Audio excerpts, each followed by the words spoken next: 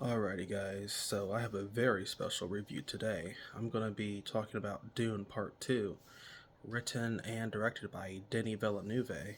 So, there's basically kind of two main storylines in this film. The first one being Paul Atreides joining the Fremen, okay? And because if you remember at the end of the last movie, he is able to defeat one of the Fremen in ritual combat, and they decide that he can join them and they'll teach him their ways, the ways of the Fremen and how they survive. So he's spending time with them, and there's the one guy who really is abiding by the prophecy that there's going to be someone who comes along and who's going to free them from Harkonnen control and liberate them and basically help them live in peace.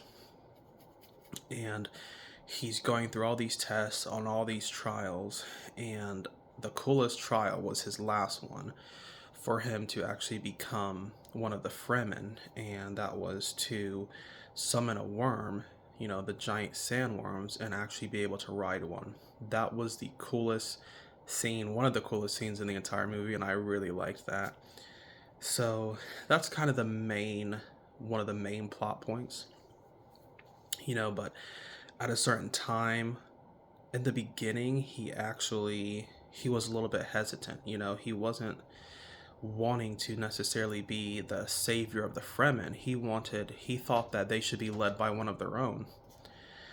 But as we see, when his mother goes to the south with the fundamentalists, who a lot of them believe that there will be the Messiah, they call him. I don't know the actual name in their language that they call him. But then there are some who don't believe that he is the one. So Paul's mother is in the south, and she's plotting. Here's kind of like the second plot line that's going on in this movie. She's plotting to basically convince what they call non-believers. So she wants them to actually believe that her son is the one. He's the Messiah. He's going to free them. And it kind of comes into fruition because later we see Paul, who is more humble and he's very kind-hearted. We see him kind of progress into someone who is very power hungry and he's almost blinded by his rage and revenge, because that's the main theme of this, is that he does want to avenge his father's death, as well as the entire death of House Atreides, because the House of Harkonnen, as well as the Emperor, colluded to wipe out all of the House of Atreides. So those are kind of like the main plot points. There's so much more in this film. We later find out that Lady Jessica, Paul Atreides' mother, is the daughter of Vladimir Harkonnen. And I remembered back because when I watched the first film, Vladimir Harkonnen, before he killed Leto, Leto Atreides, he said something cousin, and I was like, did he say cousin? I had to rewind it, and I was like, yeah, he said cousin. So we found out in this movie that yes, technically Lady Jessica, which is Paul Atreides' mother, is actually the son of Vladimir Harkonnen. So that was a revelation. We find out that Atreides and the Harkonnen are somewhat related in a way, and that just adds a whole new dynamic to this entire situation and this power struggle that we have going on. And then, I was waiting for Austin Butler's character. You know, I was waiting so much. I was like, man, when is Austin Butler going to come in? Because I heard his character was just this psychotic, sadistic, like monster. and he shows up about like more towards the end of the movie. And I love the Colosseum. I love the imagery there. It's basically a lot of black, whites, and grays. And he's in the Colosseum. He fights the prisoners. We see this guy is just brutal. He's an absolute savage.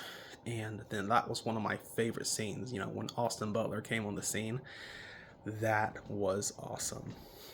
And then there's actually a final battle where the rest of the great houses, they come down because the emperor basically comes down. He comes down with his army, not the other great houses, rather, but the emperor comes to Arrakis, now that this entire operation of spice has been disrupted. He comes, and then we have the duel between, I think his name is Fade Harkonnen, basically Austin Butler's character, and Paul Atreides. They battle it out. Paul wins.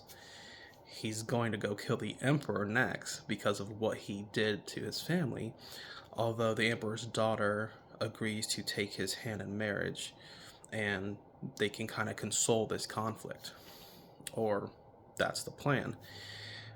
But, at the end, we see that the other great houses do not want to abide by, this new truce, seeing as they see Paul as just this rogue agent who's going to bring chaos, and they don't recognize him as any eligible duke, or even the I guess he would be like a prince now, since he's taking the hand of the princess. They don't want to acknowledge it. And his mother basically at the end says, well, let the holy wars begin. So there's going to be an entire arc where this isn't over yet. There's going to be another war in this conflict. So honestly, this was an amazing film. It was just incredible. The music, the scenery, the editing, the fight scenes, the choreography, special effects, just more of the lore explored in this film. It was just absolutely incredible. This is one of the best sci-fi films I've ever seen in my life. One of the greatest sequels of all time. It's being called the Emperor Strikes Back level of greatness for a sequel. I absolutely love this film. You definitely have to watch this film if you're a sci-fi fan. I mean, it's imperative as a sci-fi fan for you to watch this film because it's just amazing. So those are my thoughts about this film. I would honestly give this film a 9 out of 10 because it is that good. It is really that good. And I hope you guys watch it. Dune Part 2 is a fantastic movie and you should check it out.